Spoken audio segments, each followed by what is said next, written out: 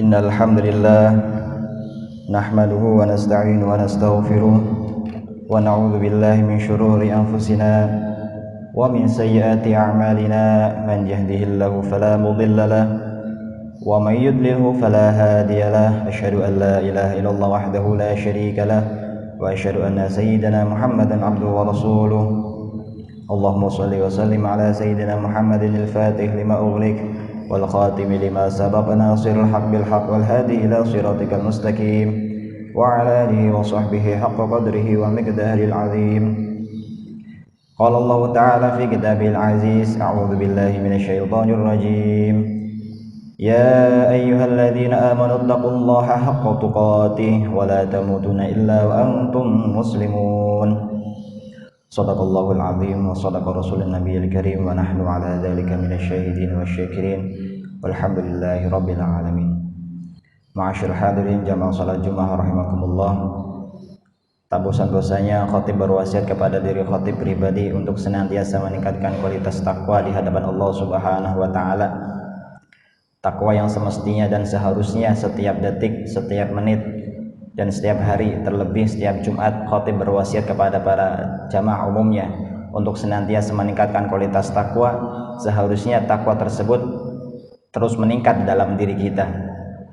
Takwa pula dalam artian menjalankan sunnah-sunnah dari Rasulullah SAW, baik itu sunnah fi'li, sunnah qauli atau sunnah takriri yang pada umumnya dilakukan atau diucapkan oleh Rasulullah SAW semasa hidupnya. Takwa pula dalam artian menjauhi hal-hal yang Allah makruhkan, yang Rasulullah larang, baik itu makruh yang asyadul karaha atau makruh yang kita anggap sepele, karena bisa saja suatu hal yang makruh dapat menjauhi ridha dari Allah Subhanahu wa taala. Kita tidak boleh meremehkan hal-hal yang kecil sekalipun hal yang makruh. Bisa saja ridha Allah Subhanahu wa taala terletak dari mana kita menjauhi kemakruhan.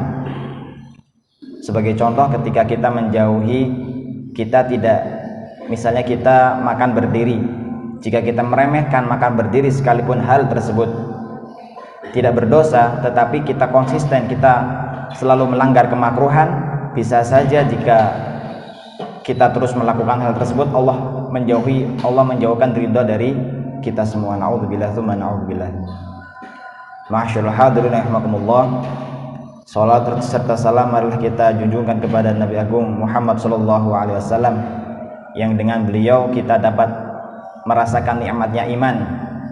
Kita tidak bisa kita bayangkan jika seandainya Allah Subhanahu wa taala sampai detik ini belum mengutus Rasulullah sallallahu alaihi wasallam, Rasul yang dikatakan oleh para ulama bahwa khatamul anbiya, penutup dari para nabi. Jika seandainya kita tidak bisa merasakan nikmatnya iman di masa sekarang, mungkin barangkali kita masih mengalami masa jahiliyah, masa di mana hukum tidak bergantung pada yang benar atau yang batil.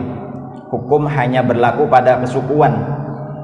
Siapa yang menjadi seorang pemimpin di wilayah tersebut berhak menentukan sebuah hukum.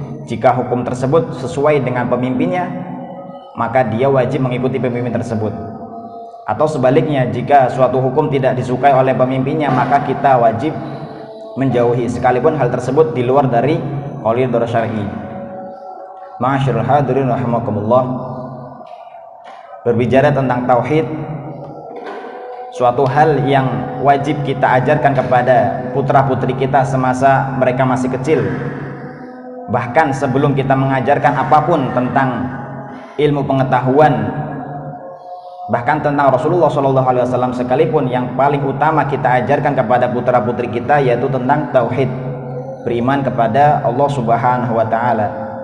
Bahkan suatu hal yang paling dikhawatirkan oleh Nabiullah Ibrahim alaihissalam kepada putra-putranya, bahkan kepada anak cucunya, beliau mengkhawatirkan bagaimana kelak semasa wafatnya Nabiullah Ismail dan Nabiullah Ishak, mereka berdua wafat. Apakah mereka berdua wafat dalam keadaan beriman atau sebaliknya?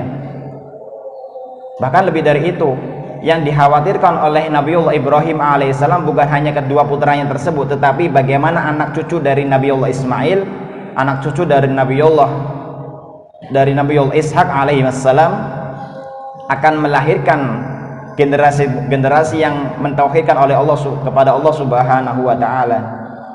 Ma'asyiral hadirin rahimakumullah, sangat banyak dalil di Al-Qur'an yang menjelaskan bahwa kekhawatiran hal tersebut sangat diutarakan kepada oleh Nabiullah Ibrahim alaihissalam. Salah satunya dalam Quran surat Al-Baqarah, Allah Subhanahu wa taala berfirman, "Ma ta'buduna min ba'di?" Apa yang akan kalian sembah setelahku? Qalu na'budu ilahaka wa ilaha abaika Ibrahim wa Ismail wa Ishaq ilahan wahidan wa nahnu lahu muslimun. Kami tidak menyembah kecuali Tuhan yang disembah oleh Nabiul Ishaq, Nabiul Ismail, begitu pula anak cucu mereka.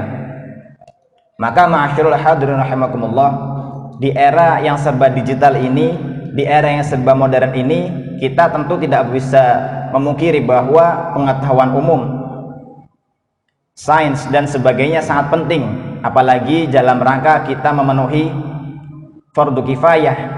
Jika seandainya seluruh di kampung ini misalnya tidak ada yang menguasai IT misalnya, tidak ada yang menguasai dunia politik, tidak ada yang menguasai ilmu kedokteran, maka seluruh di kampung ini akan merasakan dosa yang Allah berikan.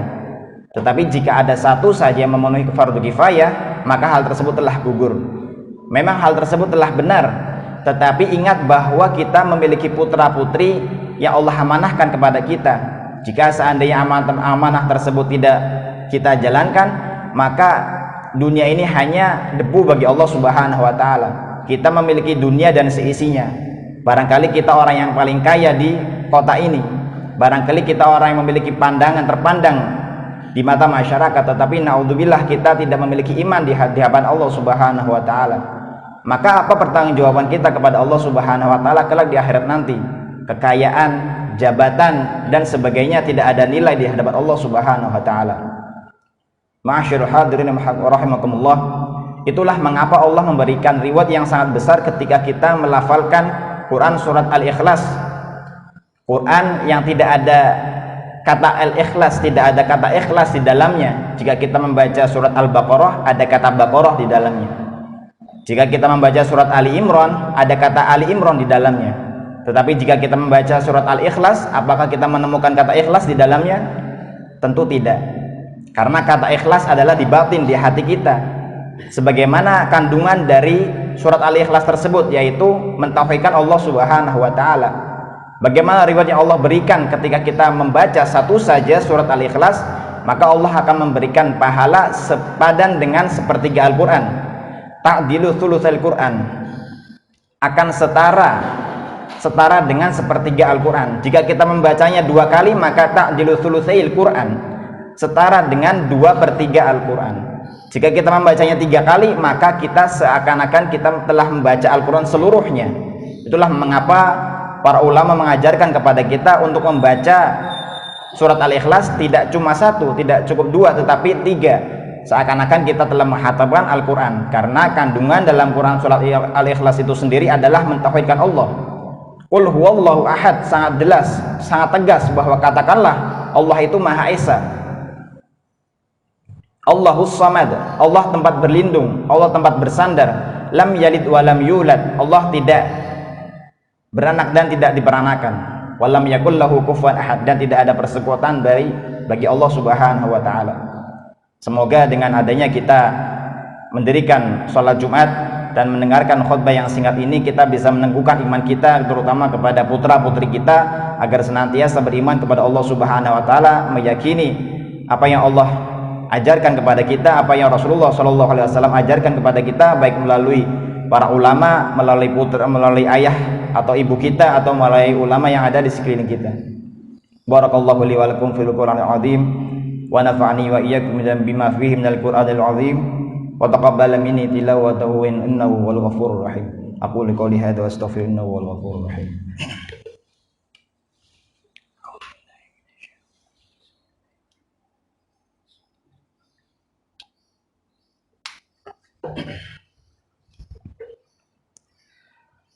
Alhamdulillahi hamdan kama amar, irghaman liman jahada bihi wa kafar. Asyhadu an la ilaha illallah wahdahu la syarika lah, wa asyhadu anna sayyidina Muhammadan abduhu wa rasuluh. ما اتصل عين بنظر وأذن بخبر.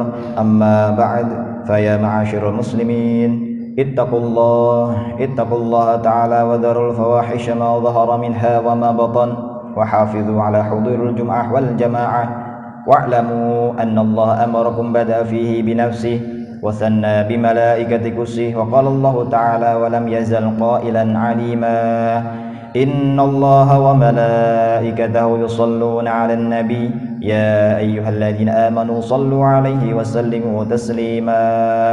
اللهم صل وسلم على سيدنا محمد وعلى آل سيدنا محمد. اللهم اغفر للمسلمين والمسلمات والمؤمنين والمؤمنات الأحياء منهم والأموات، إنك سميع قريب مجيب الدعوات ويا قاضي الحاجات.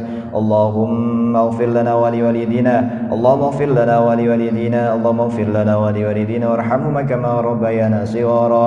اللهم ادفع عنا الغلا والوبا والربا والزنا والزلازل والمحن وسوء الفتن ما ظهر منها وما بطن من بلدنا إندونيسيا هذا خاصة، وعن سائر بلاد المسلمين عامة يا رب العالمين. ربنا ظلمنا أنفسنا وإن لم تغفر لنا وترحمنا لنكونن من الخاسرين. رب اجعلنا مقيم الصلاة ومن ذرية ربنا وتقبل دعاء.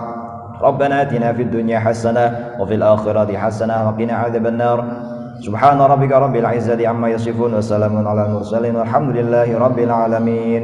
عباد الله، إن الله يأمركم بالعدل والإحسان وإيتاء ذي القربى وينهى عن الفحشاء والمنكر والبغي يعظكم لعلكم تذكرون. فاذكروا الله العظيم يذكركم واشكروا على نعمه يزدكم ولذكر الله أكبر.